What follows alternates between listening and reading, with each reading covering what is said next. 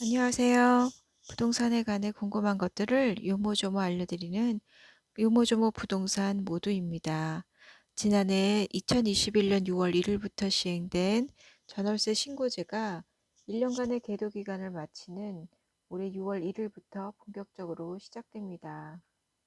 신고 대상은 전국을 대상으로 하며 보증금 6천만 원 초과 또는 월차임 30만 원 초과되는 신규 임대차 계약이나 금액 변동 있는 계약갱신의 경우가 해당이 됩니다. 신고해야 하는 주택의 종류를 보면 아파트, 연립, 다세대, 단독, 다가구, 주거용 오피스텔, 기숙사, 고시원, 주거 목적으로 사용하는 건물까지 그 해당 범위가 생각보다 넓으니 주의해야겠습니다. 제일 중요한 것은 임대차 계약 체결일부터 30일 이내에 해야 됩니다. 신규 계약인 경우에 계약서 작성 전 가계약금을 보내는 경우가 있는데요. 이럴 때는 가계약금 송금일부터 30일 이내에 신고를 하셔야 해요. 임대인, 임차인이 계약서를 갖고 직접 관할 주민센터를 방문하거나 온라인으로도 신고가 가능해요. 중개한 공인중개사가 대리로 신고할 수 있지만 이런 경우에는 위임장 등 필요 서류를 준비해야 하니까 번거로움이 좀 있지요.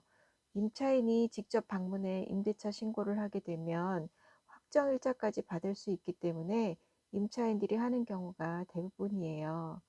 임차인의 경우 계약한 집으로 이사해서 전입신고와 확정일자 받는 것까지 이 세 가지가 다 갖추어야 대항력을 갖게 된다는 것도 잘 알고 계시죠? 인터넷으로 신고하는 경우에는 부동산 거래관리 시스템에서 편리하게 신청할 수 있어요.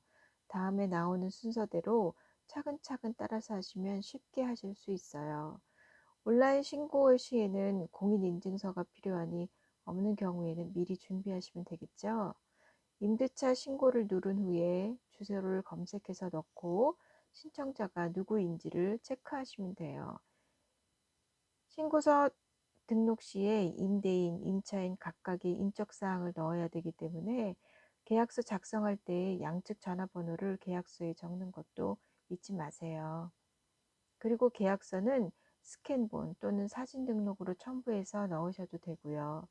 첨부할 때 주의사항이 있으니 잘 읽어보시고 첨부할 때 주의하시면 좋겠죠. 만일 재계약을 해서 새로이 임대차 계약서를 작성하지 않는다면 입금증 같은 입증 자료가 있는 경우에 신고가 가능해요.